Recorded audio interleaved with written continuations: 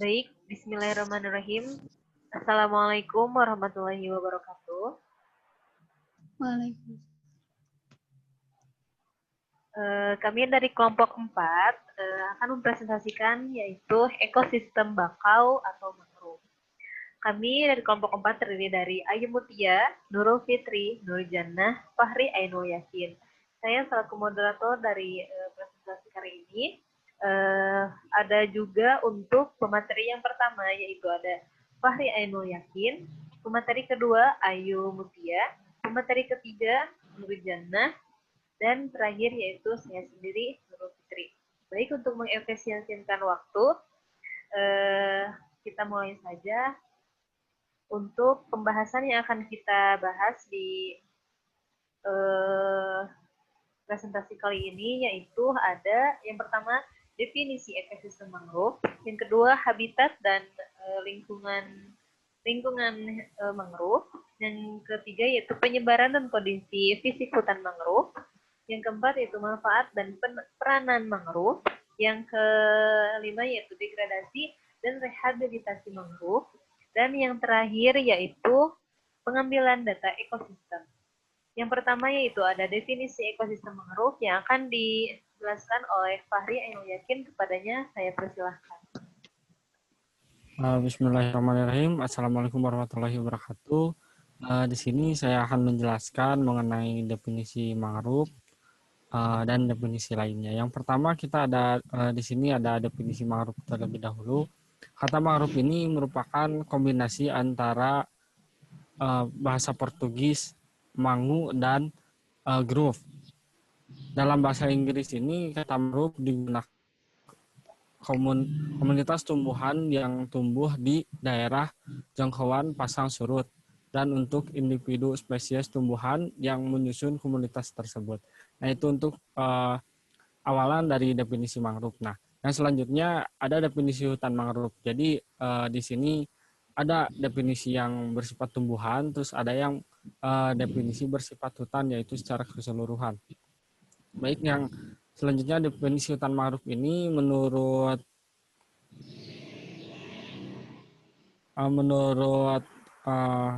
Snedeker dalam Kusman, hutan mangrove adalah kelompok jenis tumbuhan yang tumbuh di sepanjang garis pantai tropis sampai subtropis yang memiliki fungsi istimewa di suatu lingkungan yang mengandung garam dan bentuk lahan berupa pantai dengan reaksi tanah anaerob.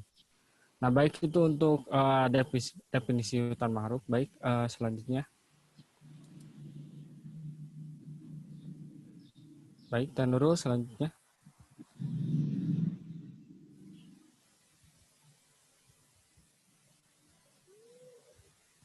Dan Nurul. Bentar ini sih.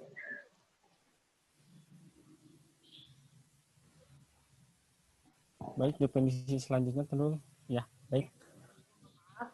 Baik, yang selanjutnya ada definisi ekosistem. Ekosistem ini merupakan penggabungan dari setiap unit biosistem melibatkan interaksi timbal balik antara organisme dan lingkungan fisik sehingga aliran energi yang menuju struktur biotik tertentu dan ada siklus material antara organisme dan anorganisme. Jadi definisi ekosistem ini memang ada hubungan timbal balik antara organisme dan lingkungannya sehingga saling melengkapi atau saling keterkaitan antara antara organisme dengan lingkungannya. Nah, selanjutnya ada definisi ekosistem mangrove. Ekosistem mangrove ini merupakan ekosistem peralihan antara darat dan laut yang dikenal memiliki peran dan fungsi sangat besar. Secara ekologis, mangrove memiliki fungsi yang sangat penting dalam memainkan peran sebagai mata rantai makanan di suatu perairan yang dapat menumpang kehidupan sebagian jenis ikan, udang, dan moluska. Jadi definisi ekosistem mangrove ini memang sering digunakan para ikan ini untuk menjadikan sebagai rumah atau pencari makanan gitu. Definisi untuk mangrove ini gitu di perairan atau di pantai, di pesisir pantai. Ya, baik, terima kasih Nurul. Baik. yang selanjutnya, materi selanjutnya, saya silakan kepada moderator terlebih dahulu. Baik, terima kasih Fahri. Listening itu ada habitat dan lingkungan mangrove yang akan dijelaskan oleh Saudari Ayu Mutia kepadanya. Saya persilahkan.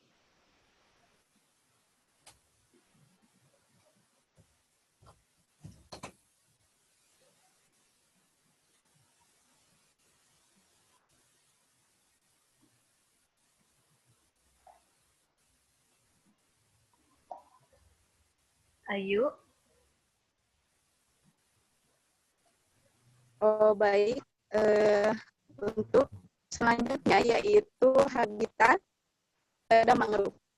Menurut Dengan pada tahun 1999, karakteristik penyebaran hutan mangrove tergantung oleh berbagai faktor lingkungan. Berdasarkan perbedaan kondisi substrat sebagai habitat mangrove sangat terkait dengan jenis mangrove yang tumbuh di wilayah atau zona tersebut. Berdasarkan beberapa kondisi substrat pada habitat mangrove, mulai dari zona terdepan atau yang berhadapan dengan laut sampai dengan habitat yang berbatasan dengan daratan. Maka dengan pada tahun 1999 membedakan habitat mangrove di Indonesia dalam 4 zona. Yang pertama yaitu daerah yang paling dekat dengan laut dengan substrat agak berpasir, sering ditumbuhi oleh Avicennia sp. Pada zona ini biasanya berasosiasi Soneratia sp yang dominan tumbuh pada substrat lumpur berpasir yang kaya bahan organik. Yang kedua, lebih ke arah darat. Hutan mangrove umumnya didominasi oleh Rhizophora sp. Di zona ini juga dijumpai Bruguiera sp dan Psilocarpus sp.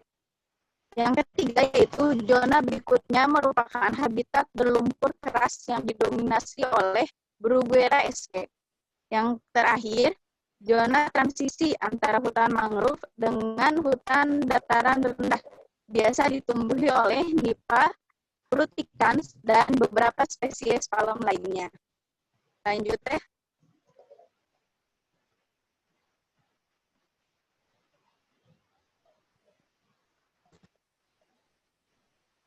Hutan mangrove ini tumbuh subur di sepanjang pantai berlumpur yang berombak lembah, terutama di wilayah yang mempunyai muara sungai besar dan delta yang aliran airnya banyak mengandung sedimen lumpur dan pasir, seperti dijumpai di Sumatera, Kalimantan, dan Irian Jaya.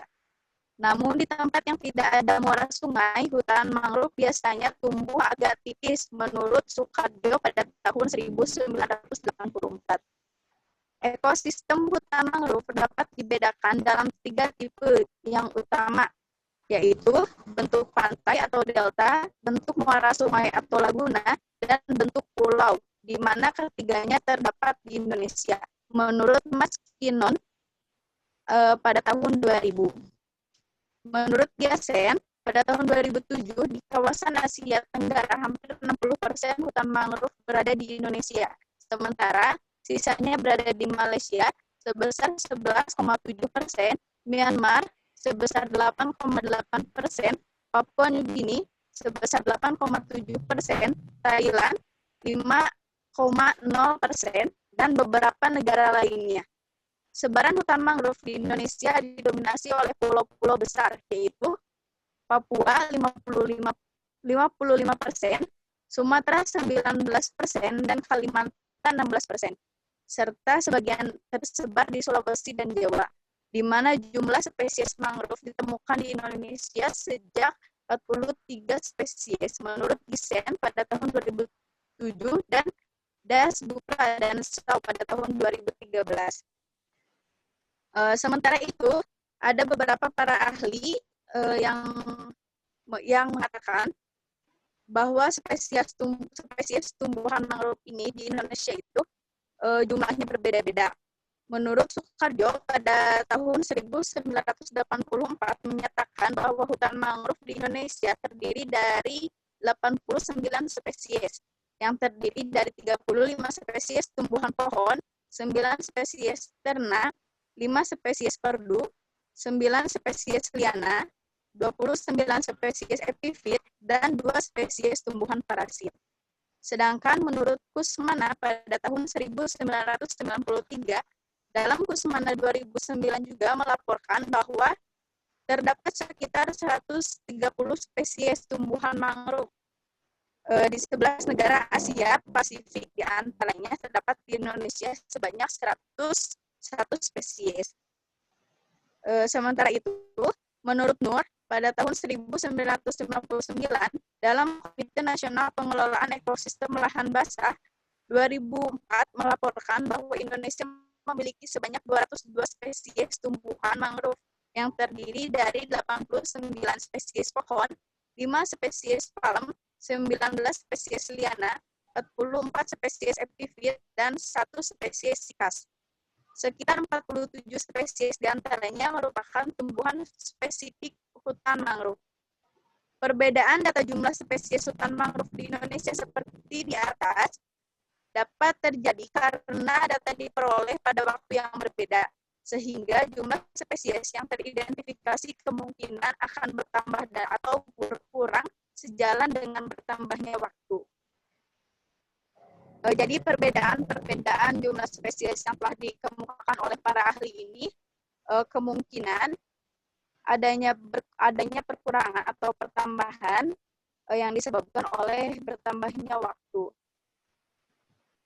Selanjutnya,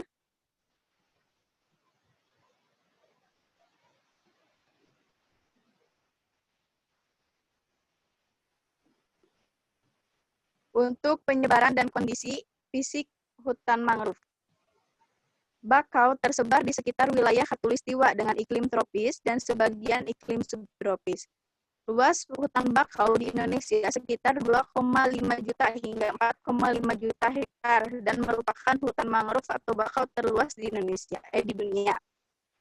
Dangkalan Sunda merupakan wilayah yang memiliki hutan bakau terluas di Indonesia. Sebab wilayah ini merupakan perairan yang tenang dan menjadi lokasi muara sungai-sungai besar, antara lain pantai utara Jawa, pantai timur Sumatera, dan pantai barat serta selatan Kalimantan. Namun saat ini kondisi terancam dan kritis akibat kebutuhan lahan penduduk. Mangrove atau bakau yaitu tumbuhan yang tumbuh di hutan bakau memiliki jenis yang berbeda-beda karena reaksi terhadap lingkungan fisik sekitarnya. Hal ini mengakibatkan muncul zona-zona vegetasi tertentu. Faktor lingkungan fisik tersebut antara lain ada jenis tanah, terpaan gelombang atau ombak, dan pasang surut. Hutan bakau memiliki habitat yang ekstrim sehingga tumbuhan yang hidup di daerah ini harus memiliki kemampuan adaptasi yang tinggi. Secara fisik, vegetasi hutan mangrove menumbuhkan organ khas untuk bertahan hidup, seperti bentuk akar dan kelenjar garam pada daun tanaman. Jadi, si hutan mangrove ini memiliki organ khas untuk bertahan hidup atau untuk mempertahankan diri dengan cara yang pertama, adanya bentuk akar dan kelenjar garam pada daun mangrove ini. Selain itu juga terdapat adaptasi fisiologi dalam bentuk lainnya. Jenis pohon bakau atau Rhizophora sp yang tumbuh di zona terluar beradaptasi dengan membentuk akar tunjang atau steel root untuk bertahan dari gelombang laut yang keras. Jenis bakau api-api atau Avicennia sp dan Pidada atau Soneratia sp menumbuhkan akar napas atau pneumatopor untuk mengambil oksigen dari udara. Selanjutnya, Teh.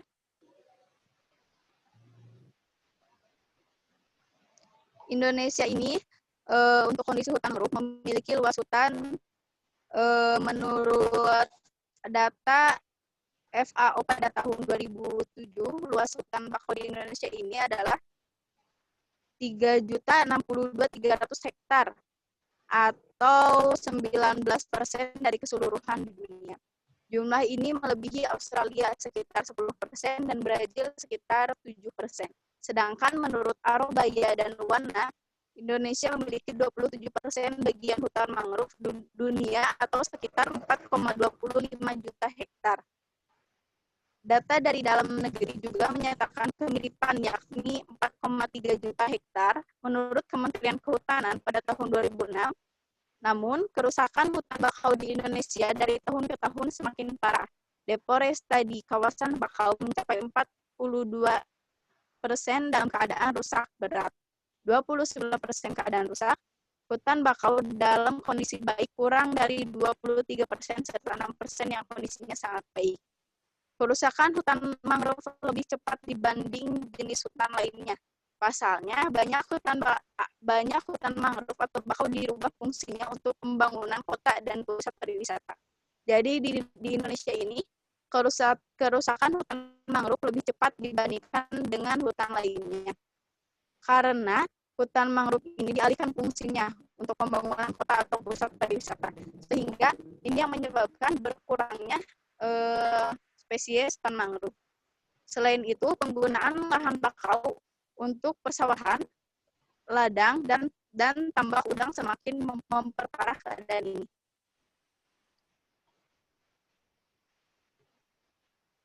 Lanjut ya.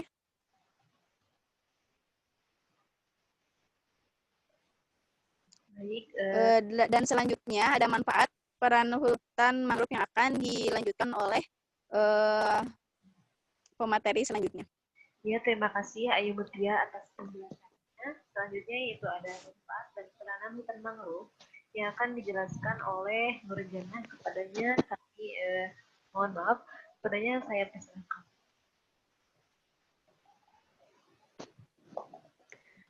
Oke, di sini saya akan menjelaskan tentang manfaat dan peranan hutan mangrove. Manfaat dan peranan hutan mangrove ada 8. Yang pertama, hutan mangrove berperan sebagai sumber nutrisi. Serasah yang dihasilkan oleh hutan mangrove merupakan sumber karbon dan nitrogen bagi hutan mangrove sendiri, maupun untuk perairan di sekitarnya. Yang kedua, hutan mangrove berperan sebagai pelindung pantai. Hutan mangrove dapat berfungsi untuk sebagai stabilisator garis pantai, dapat mencegah erosi sebagai akibat pukulan ombak, dan juga berperan dalam penambahan lahan pantai. Yang ketiga, hutan mangrove berperan sebagai penyediaan kebutuhan manusia. Hutan mangrove sudah lama dimanfaatkan dan digunakan oleh masyarakat yang tinggal di sekitar hutan mangrove, baik itu untuk keperluan lokal maupun sebagai industri. Yang keempat, mencegah intrusi air laut. Intrusi laut merupakan peristiwa pembesaran air laut ke tanah daratan. Intrusi laut dapat menyebabkan air tanah menjadi payau, sehingga tidak baik untuk dikonsumsi. Yang kelima, mencegah erosi dan abrasi pantai. Erosi merupakan pengikisan permukaan tanah oleh aliran udara, sedangkan abrasi merupakan pengikisan permukaan tanah akibat hempasan ombak laut. Yang keenam, sebagai penyaringan alami. Hutan mangrove dapat berfungsi untuk sebagai stabilisator garis pantai, dapat mencegah erosi sebagai akibat pukulan ombak, dan juga berperan dalam pembahan lahan pantai. Yang ketujuh, sebagai tempat hidup satwa. Hutan mangrove merupakan tempat tinggal yang cocok bagi banyak hewan seperti biawak, kura-kura, monyet, burung, ular, dan lain-lain. Beberapa jenis hewan laut seperti udang, ikan, kepiting, dan siput juga banyak tinggal di daerah ini. Yang kedelapan, berperan dalam pembentukan pulau. Hutan mangrove dapat dikatakan pembentukan tanah karena endapan dan tanah yang sangat mampu menumbuhkan perkembangan garis pantai dari waktu ke waktu. Baik, terima kasih Nurjana atas penjelasannya. Selanjutnya itu ada degradasi dan rehabilitasi hutan mangrove yang akan dijelaskan oleh saya sendiri. Yang pertama yaitu ada degradasi. Degradasi yaitu penurunan atau pemerosotan suatu lahan tertentu di topik kali ini yaitu penurunan ekosistem hutan mangrove. Pembangunan yang semakin pesat menuntut manusia untuk memenuhi kebutuhan yang semakin besar dan kompleks. Manusia akan meningkatkan aktivitasnya dengan berbagai cara guna mengeksploitasi alam agar kebutuhannya terpenuhi. Kebutuhan manusia yang banyak dan beragam akan memberikan dampak terhadap kerusakan lingkungan. Adapun beberapa peneliti yang sudah melakukan penelitian di Indonesia tentang terjadinya degradasi besar-besaran di Indonesia. Yang pertama yaitu ada Raymond et al. Pada tahun 2010 mengatakan bahwa pada tahun 1982 luas hutan mangrove di Indonesia ini sekitar 4,25 juta hektar. Namun pada tahun 1996 yang sisa tinggal sekitar 3,53 juta hektar atau telah berkurang sekitar 700.000 hektar, dan hal ini terjadi hampir di seluruh kepulauan Indonesia. Jika kita perhatikan, pada tahun 1982 ini awalnya 4,25 juta hektar, namun setelah 14 tahun kemudian hanya tinggal 3,53 juta hektar. Kita bisa melihat betapa terjadi penurunan yang cukup drastis pada setiap interval tahunnya ini. Ada juga menurut laporan Hutchison pada tahun 2013, dia mengatakan walaupun Indonesia memiliki rata-rata total global biomasa tertekan atau above biomass atau AGB-nya hutan mangrove tertinggi di dunia, yaitu sekitar 7.290.075 ton, dengan hutan mangrove terluas yaitu 2.986.496 hektar, tetapi Indonesia termasuk negara dengan kecepatan kehilangan hutan mangrove yang tinggi pula. Dijelaskan juga bahwasanya menurut Giri et al. Pada tahun 2000 dalam Law Liquidation pada tahun 2014, beliau mengaturkan bahwa konversi hutan mangrove menjadi lahan budidaya perikanan atau tambak dan pertanian merupakan penyebab utama degradasi hutan mangrove di Indonesia. Jadi faktor utamanya yaitu degradasi hutan mangrove di Indonesia ini, penyebab utamanya yaitu konversi hutan mangrove menjadi lahan budidaya perikanan atau tambak dan juga pertanian. Menurunnya kualitas dan kuantitas hutan mangrove mengakibatkan dampak terhadap peningkatan abrasi, penurunan tangkapan nelayan, peningkatan intrusi air laut, dan peningkatan angka kejadian malaria menurut On Rizal dan Kusmana pada tahun 2008. Ada pula menurut Purwoko pada tahun 2005 dalam On Rizal dan Kusmana pada tahun 2008 melaporkan bahwa kerusakan mangrove di pantai Kecamatan Canjang, Kabupaten Langkat, Sumatera Utara berdampak pada penurunan volume dan keanekaragaman jenis ikan yang ditangkap. Jenis ikan menjadi langka dan jenis ikan menjadi hilang, dan kelompok yang paling besar terkena dampaknya adalah nelayan. Sedangkan konversi hutan mangrove di pantai Sulawesi Tenggara menyebabkan berkurangnya secara nyata kelimpahan kepiting bakau, menurut Almala pada tahun 2004. Jadi degradasi hutan bakau ini sangat mempengaruhi penurunan yang ada di wilayah atau lingkungan ekosistem mangrove tersebut. Oleh karena itu, menurut Peraturan Menteri Kehutanan Nomor 3 Menhut pada Nomor 5 2004 membuat peraturan yaitu akan mengadakan rehabilitasi hutan mangrove, yaitu upaya mengembalikan fungsi hutan mangrove yang mengalami degradasi kepada kondisi yang dianggap baik dan mampu mengemban fungsi ekologis dan ekonomis dalam rangka pengelolaan dan pelestarian mangrove. Terdapat dua konsep utama yang dapat diterapkan oleh peraturan ini. Selanjutnya yaitu ada fungsi dan peranan rehabilitasi yang akan dijelaskan oleh Fahri. Padanya saya persilahkan. Baik, yang selanjutnya fungsi dan peranan rehabilitasi hutan mangrove. Rehabilitasi hutan mangrove ini merupakan dilaksanakan untuk memulihkan dan meningkatkan fungsi lindung, fungsi pelestarian, dan fungsi produksi. Itu menurut Kementerian Lingkungan Hidup tahun 1994. Program rehabilitasi dan konservasi ini dimaksud untuk memulihkan atau memperbaiki kualitas tegakan yang rusak serta mempertahankannya.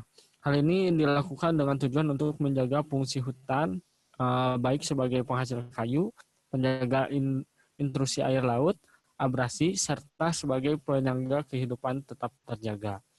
Baik, yang selanjutnya rehabilitasi hutan ini merupakan bagian dari sistem pengelolaan hutan mangrove yang merupakan bagian integral dan pengelolaan kawasan pesisir secara terpadu yang ditempatkan pada kerangka daerah aliran sungai atau DAS.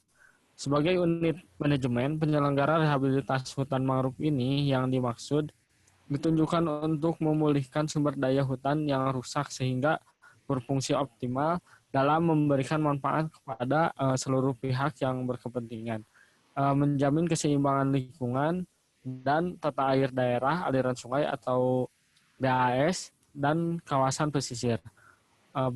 Mendukung kelangsungan industri berbasis sumber daya mangrove, tujuan tersebut dapat dicapai jika penanganan kawasan dilakukan secara tepat, adanya kelembagaan yang kuat, dan ekologi rehabilitasi yang tepat guna berorientasi pada pemanfaatan yang jelas.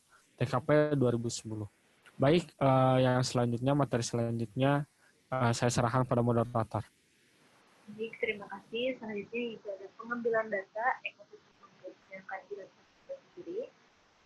Pada pengambilan data ini menggunakan parameter pengamatan dalam penelitiannya yaitu parameter fisika dan juga parameter kimia yang mempengaruhi kondisi ekosistem mangrove tersebut.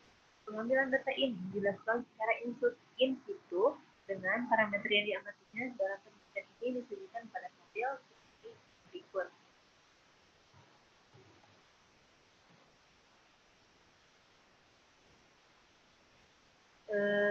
Yang pertama yaitu faktor lingkungan. Ada suhu dengan satuan 0 derajat Celcius dengan alat termometer. Yang kedua yaitu ada faktor lingkungan pH dengan satuan 0 sampai 14 dengan menggunakan alat pH-meter. Dan juga ada salinitas yaitu dengan satuan ppb dengan menggunakan alat refraktometer. Selanjutnya itu ada pengumpulan data. Nah, pengambilan data ini, data vegetasi mangrove dan tingkat kerusakan mangrove dengan cara survei langsung di lapangan dengan metode transek garis dan petak contoh menurut Kusmana pada tahun 2008. Metode ini dilakukan dengan membuat garis transek sepanjang 100 meter dengan lebar 20 x 20 meter, di mana untuk plot ukuran 20 x 20 meter yaitu untuk pohon. Ada juga yaitu plot 10 x 10 meter yaitu untuk siang, plot ukuran 5 x 5 meter yaitu untuk panjang, dan 2 meter x 2 meter untuk semai, dan ditentukan berdasarkan random sampling itu secara acak. Jalur transek dimulai dari arah laut ke darat. Jadi seperti ini ya teman-teman, untuk pengumpulan data dan juga pengambilan datanya yaitu menggunakan seperti contoh bagian transek cukupan vegetasi mangrove seperti ini. Dan keterangan plot semai ukuran 2 x 2 meter yaitu tinggi kurang lebih dari 1,5 meter, plot panjang ukuran 5 x 5 meter kurang lebih tingginya itu lebih dari 1,5 meter dan diameter kurang dari 10 cm. Yang ketiga yaitu ada plot tiang dengan ukuran 10 x 10, plot tiang 10 x 10 diameter yaitu berdiameter 10 cm sampai kurang dari 20 cm. Yang selanjutnya yaitu ada 20 meter kali 20 meter yaitu diameter lebih dari 20 meter. Untuk lebih jelasnya mungkin akan dijelaskan kembali oleh Pak Indra karena juga saya tidak terlalu mengetahui lebih lanjut. Baik, sekian yang dapat kami sampaikan. Kami dari kelompok 4 mohon maaf apabila terdapat beberapa salah kata dan juga mohon maaf apabila terdapat beberapa materi yang mungkin tidak mengerti oleh kalian semua, teman-teman. Semoga bisa memakluminya. Baik, terima kasih atas perhatiannya. Wabillahi taufiq wal hidayah. Wassalamualaikum warahmatullahi wabarakatuh.